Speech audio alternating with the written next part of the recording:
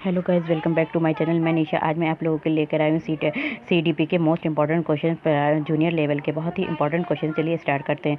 सबसे पहले जो हमारा क्वेश्चन है, कह रहे हैं कि नूर विद्यालय में अपना लंच लाना भूल गई तथा वो कहते हैं,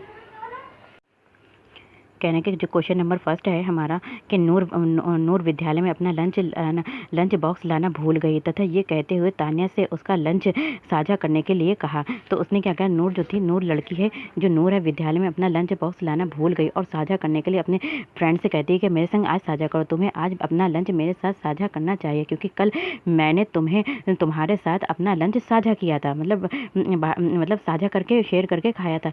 लॉरेंस कॉलबर्ग के नैतिक विकास के किस सिद्धांत के अनुसार नूर का कथन डैश अभिविन्यास प्रारूप डैश को अवस्था पर दर्शाता है? तो ये किसे दर्शाता है? हमारा आदान प्रदान परंपरागत अवस्था को दर्शाता है।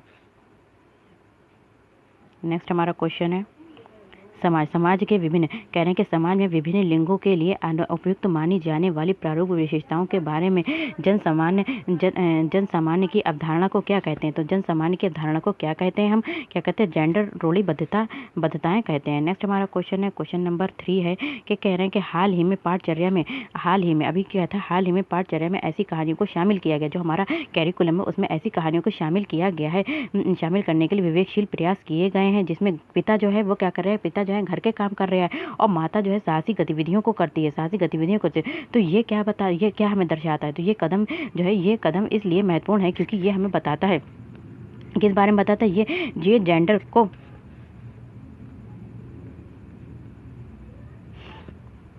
तो ये हमें बताता है कि ये जेंडर रोलीबद्धता को समाप्त करता है। नेक्स्ट हमारा क्वेश्चन है, क्वेश्चन नंबर 4 है, कह रहे हैं कि वाइगोस्की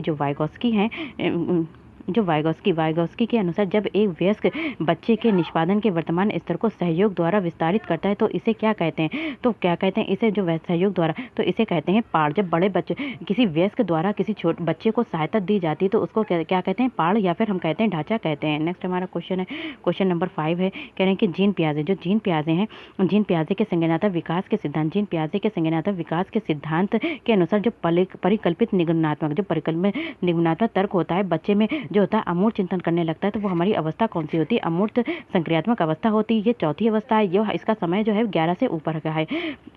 नेक्स्ट हमारी है, कह रहे हैं कि डैश के अनुसार बच्चे के चिंतन के बारे में सामाजिक प्रक्रियाओं तथा सांस्कृतिक संदर्भों को प्रभाव समझना आवश्यक है। तो कह रहे हैं कि डैश के अनुसार, मतलब किसके अनुसार जो है बच्चे के चिंतन के बारे में सामाजिक, जहाँ पे सामाजिक और आपको सांस्कृतिक दिख जाए तो समझ जाइएगा कि वो जो है हमारा कौन हो जाएंगे?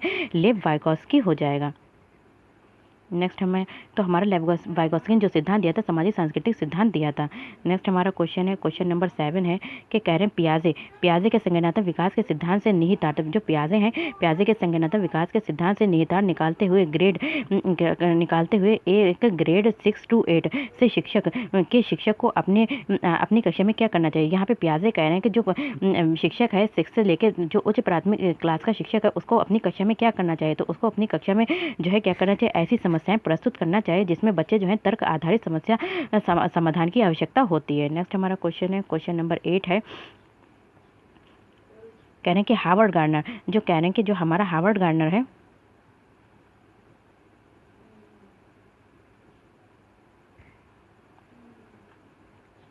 हार्वर्ड गार्डनर के बहुबुद्धि सिद्धांत के अनुसार तार्किक गणितीय बुद्धि, हार्वर्ड गार्डनर ने बुद्धि का सिद्धांत दिए थे, इन्होंने 8 प्रकार की बुद्धि बताई थी कि उन्होंने कहते हैं इसके अनुसार जो तार्किक बुद्धि होती है वो कैसे वाले व्यक्ति में होती है? तो तार्किक बुद्धि होगी तो वो क्या क्या कर लेगा? तो जिस व्यक्ति में तार्किक बुद्धि होगी तो वो क्या करेगा? पैटर्न को खोज कर लेगा, तर्क की लंबी श्रृंखला को हल करने की क्षमता और संवेदनशीलता होती है, जिसमें तार्किक बुद्धि होती है। नेक्स्ट हमारा क्वेश्चन है, क्वेश्चन नंबर 9 है, क्वेश्चन नंबर 9 है, कह रहे हैं कि वो प्रक्रिया जिसके द्वारा बच्चे आदतों, कौशलों, मूल्यों तथा अभिप्रेरणा को विकसित करते हैं। तो वो प्रक्रिया, ऐसी कौन सी प्रक्रिया है जिसके द्वारा बच्चे क्या करते हैं? जिसके द्वारा बच्चे जो होते हैं आदतों, कौशलों, मूल्य तथा अभिप्रेरणाओं को विकसित करते हैं और उन्हें समाज का जिम्मेदार क्रियाशील सदस्य बनाते हैं, तो उसे क्या कहते हैं? तो उसे हम कहते हैं, क्या कहते हैं? सामाजिककरण कहते हैं।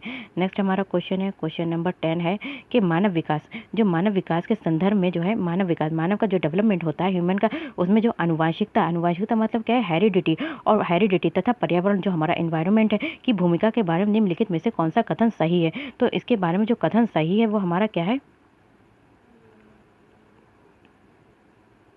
क्या है? आनुवंशिकता एवं पर्यावरण दोनों ही जटिल पारस्परिक क्रिया के रूप में मानव विकास को क्या करते हैं? प्रभावित करते हैं। कि एक बच्चे का विकास हो रहा है तो क्या हो रहा है? उसमें आनुवंशिकता का भी गुण पाया जाता है और हमारा जो होता है वो एनवायरनमेंट का भी पाया जाता है। नेक्स्ट हमारा क्वेश्चन है, क्वेश्चन नंबर 11 है कि कह रहे हैं कि एक प्रगतिशील कक्षा में, क्या है? एक प्रगतिशील कक्षा में, तो एक प्रगतिशील कक्षा में क्या होता है? तो इसमें जो है विद्यार्थियों के द्वारा ज्ञान की संरचना की जाती है। प्रगतिशील कक्षा में जो होता है वो क्या करते हैं? विद्यार्थियों के द्वारा ही क्या कहती है? ज्ञान की संरचना की जाती है। नेक्स्ट हमारा क्वेश्चन है, क्वेश्चन नंबर 12 है, कह रहे हैं कि सतत एवं समग्र मूल्यांकन, जो हमारा सीसीई होता है, जो सीसीई बोलते हैं सतत एवं समग्र मूल्यांकन में क्या शामिल होता है? सतत एवं समग्र मूल्यांकन में जो होता है विविध प्रकार की रणनीतियों का प्रयोग करते हुए दोनों, इसमें जो होता है हमारा क्या होता है? FA1 भी होता है और SA1 भी होता है।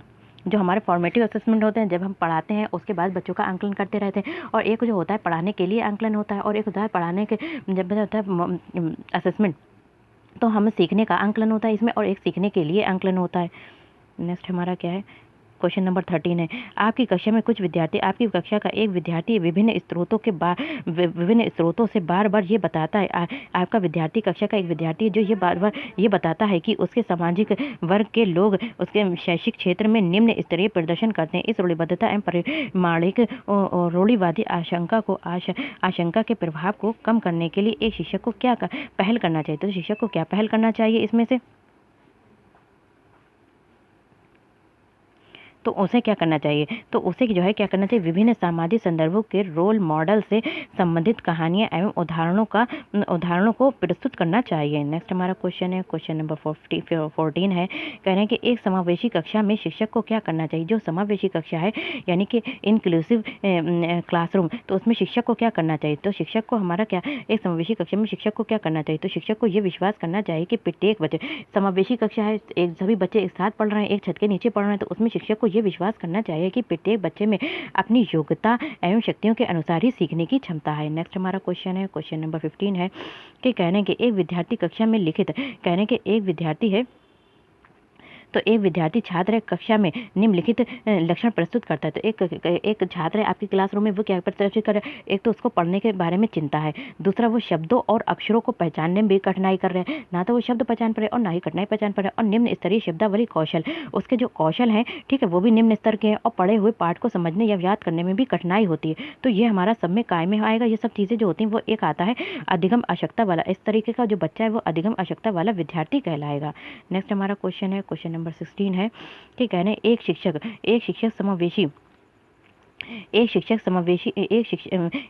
एक समावेशी कक्षा, जो एक टीचर है वो क्या है पढ़ा रहा है समावेशी कक्षा में विशेष योग्यता वाले वर्ग वाले बच्चों को, जो जिनमें कोई कमी है या कुछ भी है, तो अधिगमकर्ता की आवश्यकताओं को किस प्रकार से बता सकता है या फिर संबोधित कर सकता है? तो वो कैसे बता सकता है और संबोधित कर सकता है?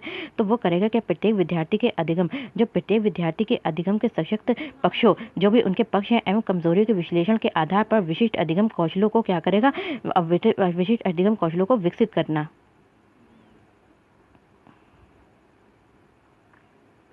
नेक्स्ट हमारा क्वेश्चन है, क्वेश्चन नंबर 17 है, कह रहे हैं कि एक शिक्षिका अपनी कक्षा में सर्जनात्मक विद्यार्थी, एक शिक्षिका क्या है? एक शिक्षिका टीचर है जो अपने कक्षा में सर्जनात्मक विद्यार्थी, जो क्रिएटिव स्टूडेंट होते हैं, विद्यार्थियों को किस प्रकार से प्रोत्साहित कर सकती है? तो उन्हें किस प्रकार से प्रोत्साहित कर सकती है? तो उन्हें प्रोत्साहित करे अनेक परिप्रेक्ष्यों को प्रोत्साहित करके तथा मूल विचारों को महत्व देकर उनके। नेक्स्ट हमारा क्वेश्चन है, क्वेश्चन नंबर 18 है, निम्नलिखित में से कौन सा कारक, कहना है कि निम्नलिखित में से कौन सा कारक कक्षा में सार्थक अधिगम का पक्ष लेता है? तो सार्थक अधिगम का, निम्नलिखित में से कौन सा कारक जो है कक्षा में सार्थक अधिगम का पक्ष लेता है? तो सार्थक अधिगम का पक्ष कौन सा लेता है? विषय वस्तु तथा बच्चों के संपूर्ण कुशल क्षेम एवं अधिगम के प्रति सच्चा सरोकार रखना। नेक्स्ट हमारा क्वेश्चन है, क्वेश्चन नंबर 19 है, निम्नलिखित में से कौन सा प्रभावशाली समस्या समाधान की रणनीति का एक उदाहरण है? तो प्रभावशाली समस्या समाधान की रणनीति का जो उदाहरण है वो हमारा क्या है? साधन साध्य विश्लेषण, समस्या को अनेक उपलक्ष्यों में विभाजित करना। नेक्स्ट हमारा क्वेश्चन है, क्वेश्चन नंबर 20 है। कह रहे हैं कि निम्नलिखित, ये सभी क्वेश्चंस आ चुके हैं हमारे एग्जाम में। तो क्वेश्चन नंबर 20 है, निम्नलिखित में से कौन सी शिक्षण अधिगम जो शिक्षण टीचिंग लर्निंग के लिए एक प्रभावशाली शिक्षण प्रणाली नहीं है। तो शिक्षण बच्चों को पढ़ाने के लिए कौन सी प्रभावशाली प्रणाली नहीं है। तो कौन सी प्रणाली नहीं है? दिए गए ज्ञान को दोहराने पर ध्यान केंद्रित। हम बच्चों से ये नहीं कह सकते कि आप जो हमने आपको ज्ञान कराया उसको दोहराओ, बल्कि जो हमारा NAP या NCF है वो यही बताता है कि बच्चे जो है ज़्यादा से ज़्यादा समझ के अंडरस्टैंडिंग पे समझें अपनी। शिक्षक कक्षा में पढ़ाने में ध्यान न देने वाले बच्चों, शिक्षक है कक्षा में पढ़ने वाले बच्चों को कक्षा में पढ़ने में ध्यान न देने वाले बच्चों को किस प्रकार बर्ताव कर सकता है। तो कैसे बर्ताव कर सकता है? तो उनसे क्या करेगा? उनसे बात करके तथा उनकी अरुचि का कारण जानने की कोशिश करेगा। जो बच्चे कक्षा में नहीं पढ़ रहे हैं तो उससे हम क्या करेंगे? उनसे हम बात करेंगे, उनकी अरुचि को जानेंगे, ऐसा क्या है जो आपको रुचि नहीं है पढ़ने में। संरचनावादी उपागम, जो संरचनावादी उपागम बताते हैं कि ज्ञान की संरचना के लिए अत्यंत आवश्यक है। तो क्या है?